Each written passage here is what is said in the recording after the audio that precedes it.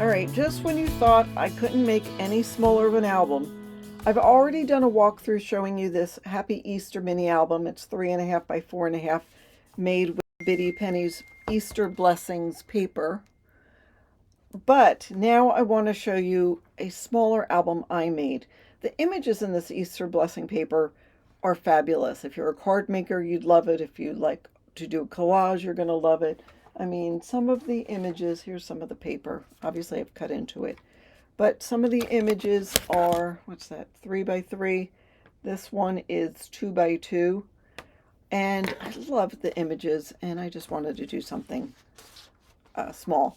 I'll put the link in the description box on how you can get the paper. But look, I made an itty bitty penny album. Would I call it an itty bitty penny album? I don't know.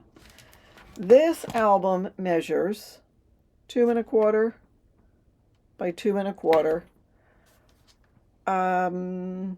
Yeah, I just made it because it was fun. I used scraps and just had some fun. I did have some flowers in my stash, but I fussy cut some flowers and some eggs from one of the papers.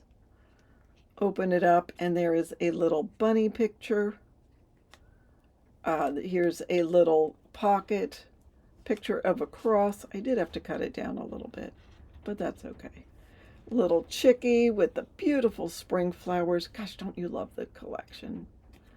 Here's another fun little bunny. Aww.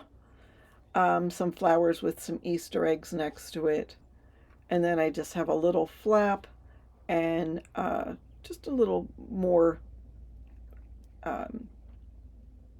religious picture of Jesus talking to children.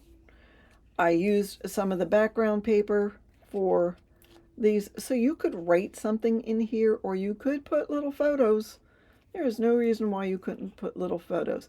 You could take this and put it on your little Easter tree. You know, you could put it in an Easter basket. You can bring it to church with you.